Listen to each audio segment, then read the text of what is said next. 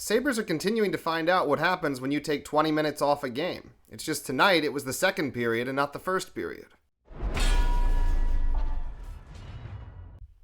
Hey all, I'm Chris, this is the SaberCast, and yeah, we got the result we expected. Ultimately in this one, the Carolina Hurricanes beating the Buffalo Sabres 6-3 on Saturday night here, and yeah, it went about how you'd expect. The Hurricanes used their speed, they used their skating ability, they used their the fact that they have a clear identity of how they want to play, and they just wore down the Sabres. And into the second period, the Sabres decided they wanted to take a period off, and the Hurricanes made them pay. And then by the time the Sabres decided they wanted to actually get into the game, it was too much to overcome to come back. They did make a great effort in the third period, but ultimately not enough. So we'll get into this one. We'll look at how it went down. We'll look at kind of get into the statistics a little bit, who played well, who didn't play well. And we'll take a look at what happened around the league and where the Sabres stand now heading to Utah for their next game. So not a lot of good news across the board, but we'll try to get into it. We'll try to make it a little bit interesting for y'all here. So thanks for watching. Let's just go. Let's just get into it here. So obviously it's the first game without Rasmus Dahlin as he took his leave of absence. And so what the Sabres decided to do is they decided that it would be Bowen Byram and Michael Kesselring as the top pairing in this game. I don't mind that decision, but neither one of them played very well tonight, just straight off here. Byram had 3 giveaways and Kesselring had 4 giveaways, so they combined for 7 giveaways as a pairing tonight, while only generating 2 shots offensively and combining for 1 hit and 3 blocks. So just not enough impact there from the top pairing. I think they're going to have to maybe reevaluate giving them so much work on the top pairing. Mattias Samuelsson was very good tonight, I would say. Probably the best defender on the ice for the most part. He played the largest amount of minutes, 23 minutes, 35 seconds, 2 shots, 3 blocks. They were struggling to find the puck possession that is supposed to come with a healthy and mentally right Rasmus Dahlin. It really bit them in a lot of situations in this game. There were a lot of giveaways on both sides in this game. The Sabres had 25 giveaways. The Hurricanes had 24 giveaways. It was not a cleanly played game. Both teams were making a lot of mistakes. It's just the Hurricanes were more primed to capitalize on their mistakes. So let's get into this kind of blow by blow and just walk through the game here. So I was actually really pleased for the most part with how the Sabres started this game. They were doing a pretty good job in the neutral zone, not letting the Hurricanes get anything through easily. They were pressuring the puck in the neutral zone. They were getting sticks on pucks in the neutral zone. Very happy overall with their decision to do that in this game. They were still trying a lot of the long passes out in the first and second periods, and I think that kind of hurt their ability to generate offense. But as the game went on, they kind of simplified things, and in the third period, they were much, much better.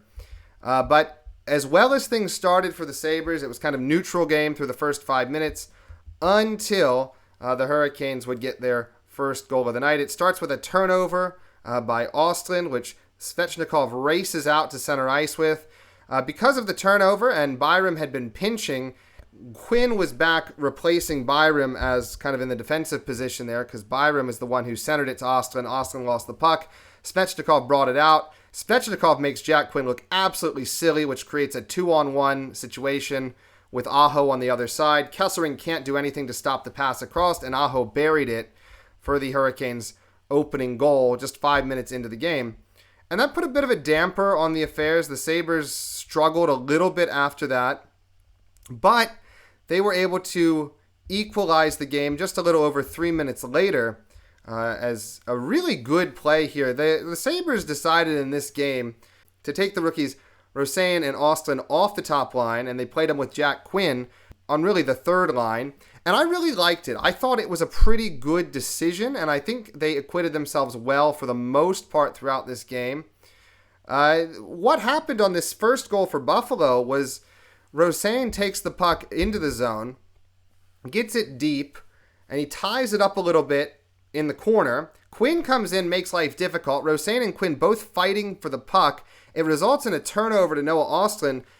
basically in the circle, and then he's able to get a beautiful pass across to Owen Power in the high slot, and Owen Power makes no mistake, ties the game at 1.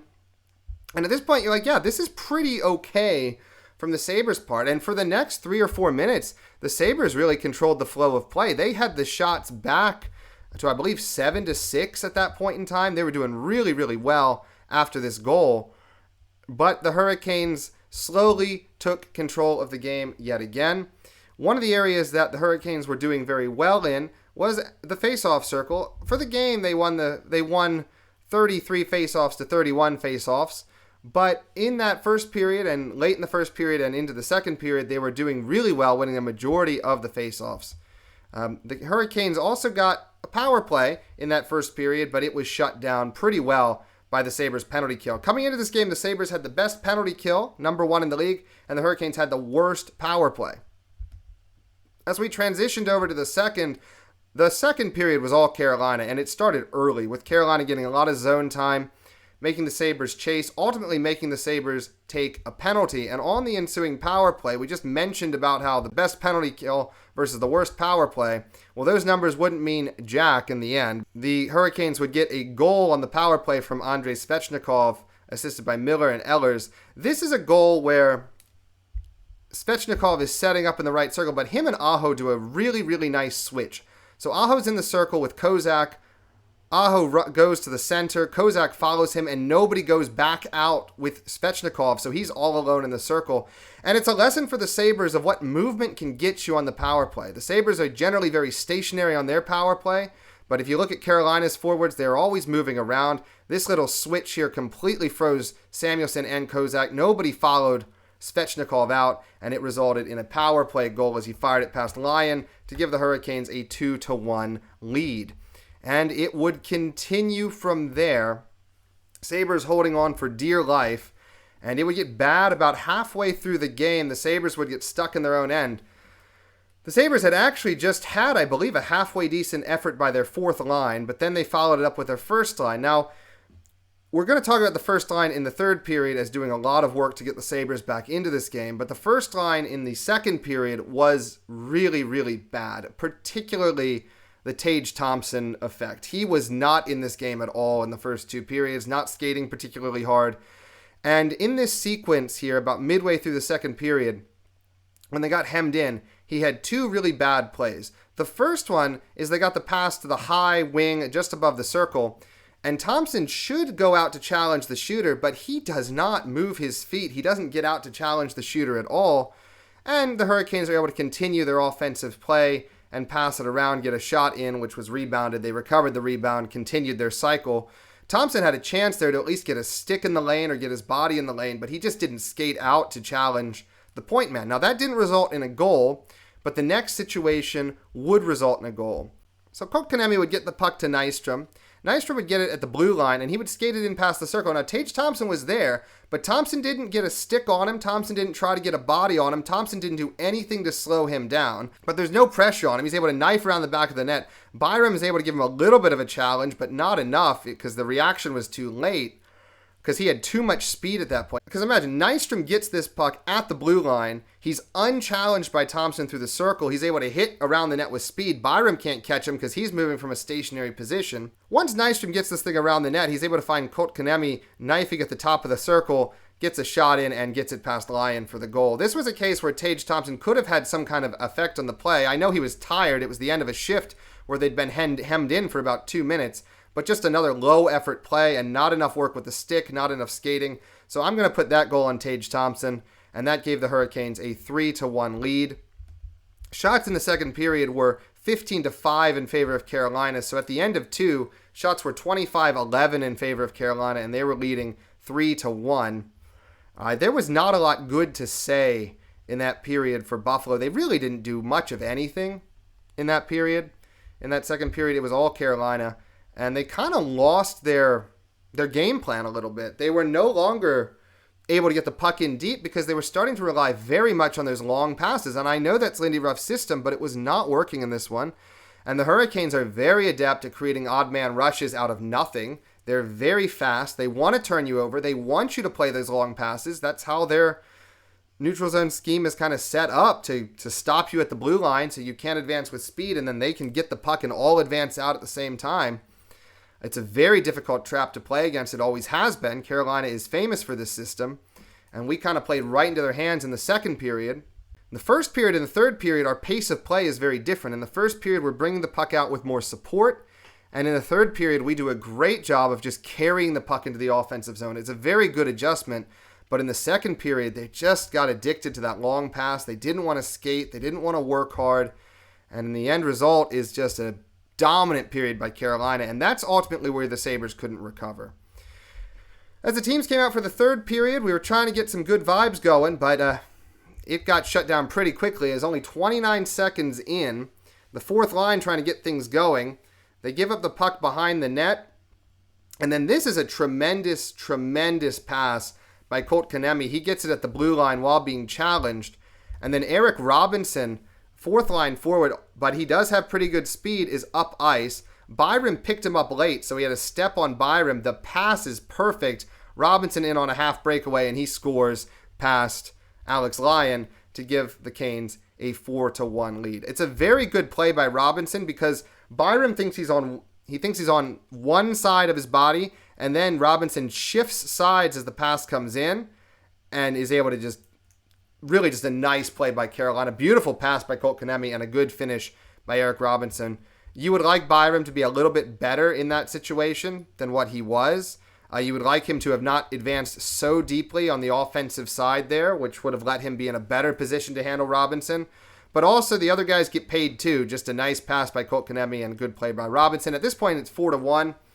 We're pretty much surrendering at this point, but not done yet. It's just about 2 minutes later, Alex Tuch and Tage Thompson would get a chance down at the other end. The puck is won free. Actually, Bryson won it free. McLeod got it to Thompson. Thompson got it to Tuch. It's a 2-on-1 chance.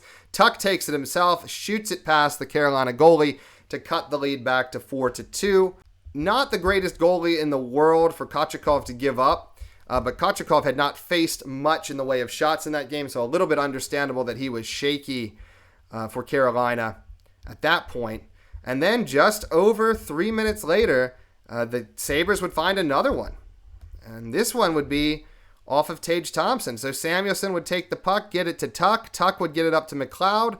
McLeod would get a nice pass to the high slot to Thompson, who would make no mistake. Fires it past Kochetkov and gets the game back to 4-3. Now, from this point on, Tage Thompson is more invested and involved in the game. He's skating harder. He's playing better. It takes him a goal. Once he gets that goal, he decides he wants to play. A good movement by him here to get to the center. He smelled a goal and he made it happen. Look, I don't have a lot of problem with Tage Thompson's offensive game. I just have a lot of problems with the rest of his game on the ice, the lack of hustle and so on. But he did play better from that point forward. I will say that in his defense there. Unfortunately, it wasn't going to be enough. The Sabres had a lot of really good chances from that point on. They controlled about the next 5 minutes. They had Ryan McLeod in front of the net by himself, but he lost an edge trying to make a move, and he wasn't able to get the shot away that he wanted. Maybe that could have tied the game. The Sabres later on, they opted for the early pull of Alex Lyon, which, you can debate that if you want to debate that, but it's kind of a tough situation. The Sabres are trying to push for that goal. They haven't had a lot of zone time. They do end up pulling Lyon after the center ice face-off, and then they just get hit here as Seth Jarvis will find the empty netter with an assist from Stahl. And then this would be another goal for Carolina a minute later as Lingault would get a goal as an offensive zone turnover would end up in the back of the net as he would fire it down from his own zone. So final score would be 6-3 in favor of the Hurricanes. We can debate pulling the goaltender because I think, obviously, you want to pull the goaltender to get the extra attacker, but the extra attacker really only matters if you can generate puck possession, and the Sabres, by no means, were generating anything resembling puck possession in this game tonight. They also lost several key faceoffs when they had faceoffs in that zone on the 6-on-5. They lost 2 draws when they were on the 6-on-5. You can't do that because that's going to totally negate your advantage. The Sabres just could not get things going. After that, those 5 minutes following the Tage Thompson goal, the Hurricanes stabilized the game very, very well, and then they were able to kind of shut the Sabres down from there. It was a great pushback by the Sabres. It shows a lot of character that these guys didn't stop fighting, that they kept playing. But let's not pretend that this was a 60-minute effort. I wish we could all be like Tage Thompson in his post-game interview and say, I think you play that way as a group 82 games, you're going to find yourself on the right side of things. I don't think you can find yourself on the right side of things when you guys basically take a period off every night. It's very, very difficult to win games when you don't show up for a period. And it's very simple. And you can make excuses that you got hemmed in and you got tired. You can be tired. That's fine. But there's no excuse for not playing the game and for coasting out there. Even if you're tired, you got to make stuff happen. I'm sorry.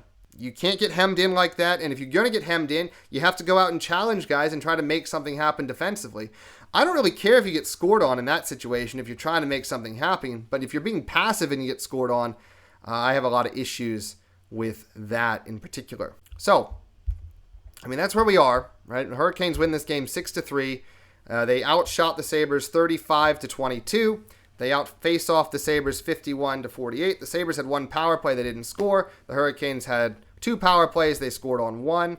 The Canes out-hit the Sabres 25-21. The Sabres blocked 16 shots to the Canes 13. The Sabres gave the puck away 25 times to the Canes 24. Both teams have had 7 takeaways. If you go into the event log for this game, I already mentioned Byram and Kesselring's bad night in terms of turning the puck over. As far as other offenders in terms of giveaways, Connor Timmins had 3 giveaways. Tage Thompson had 3 giveaways. Ryan McLeod had 2. Josh Dunn had 2. So not a very good game from a puck possession standpoint for the Sabres at all. They could not hold the puck, and they were constantly giving it away. And I know the Canes were doing it too. It's the type of game it was, but imagine if the Sabres had been a little bit better possessing the puck. The Sabres' actually defensive effort, even though they gave up 6 goals, the way they were playing in the neutral zone after they got pucks in deep was very good. And I've been very pleased with our neutral zone defense this year. I think we've done a really good job of getting sticks on pucks in the neutral zone, but you have to get it deep in order for that to work. And it's no secret that in that second period, they couldn't get it deep because they were trying the long passes. They're trying the long breakout passes. In a game like this, especially when you're so outmanned on a personnel side, you have to keep it simple, like they did in the first, like they did in the third. If they played that way the whole game, they had a shot to pull off this upset, and that's what's particularly frustrating about this one. It's not that the Sabres couldn't do it. It's that they abandoned good hockey sense, and they paid for it. And that happens far too often with these guys. Individually, also, the face-offs are getting better. I will say that. We were much closer tonight. Peyton Krebs was 10 for 18 on the face-offs. Tyson Kozak was 9 for 16. Ryan McLeod was 9 for 16. So you'd think that's a winning night, but the struggles came when Tage Thompson had to go in. He was 2 for 8, and Noah Ostlund was 1 for 4. So that's where we ended up losing on the face-off side. But better performances there from McLeod and Krebs in the face-off circle, and that's something to be pleased about. Hopefully McLeod gets back on his game. If he ascends to the mean here, and he has a long way to go to ascend to the mean because his basically career mean is about 48, 49, 50%, and he's been winning at 39% this year. But if he ascends to the mean on face-offs, yeah, it's going to get better in a hurry, but that's a big area the Sabres have to improve. I think Jacob Bryson played a very solid game tonight in his 13 minutes of work. He didn't have any shots. He had a takeaway. He didn't do anything really offensive on the defensive side. He ended up +1. He did take a penalty, which, you can argue about whether that was a penalty. He did get the guy turned and fell down, so I think it was a good call there. But just, not quite enough there. Samuelson was also the other plus in this game. Power had a goal. I thought Power was okay. Thompson had a goal. I thought his third period was okay. I thought the first 2 periods were really bad. And Alex Tuch had a goal and an assist. Thompson had an assist. Ostlund had an assist. McLeod had an assist. And that was the extent of the scoring for the Sabres in this one. As far as hits go, Tyson Kozak had 3 hits. And Alex Tuch had 3 hits. Thompson and Doan had 2 hits. Malenstein and Dunn had 2 hits. Jack Quinn had 2 hits. I like the energy from the Quinn, Ostlund, Rosén line. I'd like to see them keep that group together. I think they complement each other well. I think they play well together. And even though Jack Quinn was not very good defensively tonight, I think he did some good things driving play in the offensive zone, even though he had a few turnovers. I think he actually did a good job of going to the boards in this one. And I was pleased that Rosane and Ostlund also both looked confident going to the boards at times in this one. Ostlund is a really good passer, and I think that came out tonight as well. But I want to see them kind of in that spot more often. Josh Doan was quiet, but I like the concept they went with on that line of the Doan, Greenway, Kozak line, but I think it's going to take a little bit of time for them to get it together. And the fourth line was very good. Malenstein, Krebs, and Dunn. They really drove play when they were out there on the ice. They brought in the forecheck. They were our lifeline at some points in this game when we were getting hammered. You could always count on them to go out and give you a good shift. It was really the goal that they gave up was really, I think, more the fault of Byram being in a bad position and then not able to make a play on a really nice play on the part of the Hurricanes. But just there's pieces here. There's parts of the team that are functioning well, but if without the Stars giving a full 60-minute effort, it's going to be very difficult. The top line was non-existent for 2 periods, basically. You can't do that and expect to win. And that second period across the board was abhorrent. You can't take a period off and expect to win. I like the game plan. I like the execution in periods 1 and 3, but it was not there in period 2. And unfortunately, that's what ended up costing the Sabres tonight. Alex Lyon looked okay in goal. He did not look as sharp as he had been. He was not seeing the puck as well. I think that was very clear. He was having some trouble gloving the puck on a few occasions. He gave up a few bad rebounds. I think the real Alex Lyon is a little bit in between the good Alex Lyon that we've seen against his last game against Utah, for example, and then this Alex Lyon tonight, who is okay, bordering on average to below average. I think the real Alex Lyon is somewhere in the middle of that, and I think that's a solid enough starting goalie. It'll be interesting to see who gets the game against Utah and who gets the game against Colorado. I would imagine they go Lyon Luukkonen, but I'm hoping they give Colton Ellis one of those games in there, because Luukkonen hasn't been cutting it in goal. I'm sure Lyon will pick up. I would imagine Lyon gets the Utah game, but they may try to give Lyon the Colorado game just because if they're going to play Ellis, they don't want him to potentially get destroyed by the Avalanche. But Utah is very good as well, so it's a tough choice there for the Sabres. I would imagine, they'd probably give Lyon the Utah game and let the backup take the Colorado game just so that Lyon has a bit more time to rest up before the Detroit game. So that's kind of my view on how this is going to go moving forward for the Sabres. So tough loss tonight, and we didn't get any help outside. In the division tonight, the Ottawa Senators only had 13 shots, but it was enough to beat the Philadelphia Flyers 3-2 in overtime, pick up 2 points. Boston Bruins beat the Toronto Maple Leafs 5-3. The Canadiens crushed the Mammoth 6-2, 6 goals on 23 shots. The Lightning also only 19 shots. They scored 3 goals to beat the Capitals 3-2.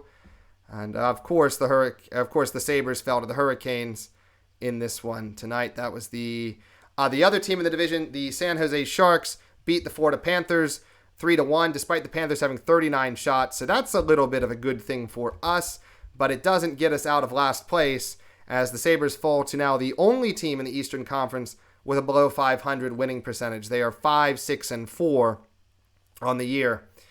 So points for them, they have 14 through 15 games. That's 8th place in the Atlantic. Florida has 15 through 15. That's 7th in the Atlantic. Ottawa has 17 through 15. That's 6th. Toronto 17 through 15. That is 5th. Detroit 18 through 15. They have fallen out of the playoff spot and into 4th now. Tampa Bay has 18 through 15. They are up in the playoff spot in 3rd. Boston has 20 through 17. That is still 4th best point percentage in the division, but it is getting better as they continue to win. Montreal, obviously, in first place. They're 10-3-2, 22 points, point percentage of .733, which is tied for the best in the conference with the Devils right now. So Buffalo has some work to do, and they will have to do it against Utah, Colorado, and Detroit. Now, I maintain that this road trip can still be a success if we get 4 points out of it, because it's a very difficult road trip. But if we do worse than that, it's going to be very difficult to come back. The homestand we have coming up is a lot of weaker Western Conference teams, minus Edmonton, who's a stronger Western Conference team. So we have a shot to pick up some ground, but if we don't go 500 on this road trip, our season is going to be in jeopardy. Not just our position in the division now, but our season as a whole. So hopefully the Sabres can get it in gear and start putting things a little bit better. We might have Zach Benson back against Utah. That, I think, will help a lot. So fingers crossed that it's going to get better from here. Sabres still looking for their first road win.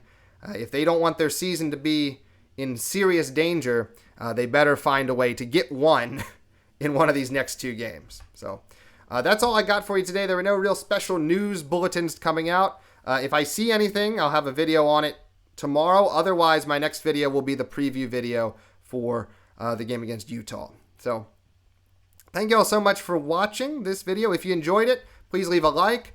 What did you feel about this game? I think there's a lot of people who got frustrated again, but I also think we knew this result was coming. But what was your impression of how the Sabres played? Did you like some of the things they did? Did you see any reasons for hope in this game? Or were you totally disappointed? Let me know down below. We'll talk about it. Thank you all for watching. If you want more Sabres hockey content, please feel free to subscribe to the channel. We would love to have you here. And a special thanks to everyone who joined the live reaction stream today. It was a lot of fun to talk with all of you. And for a while there, we were commiserating together. Then we got excited together. We even had a parlay hit there in the in the chat. So that was a lot of fun.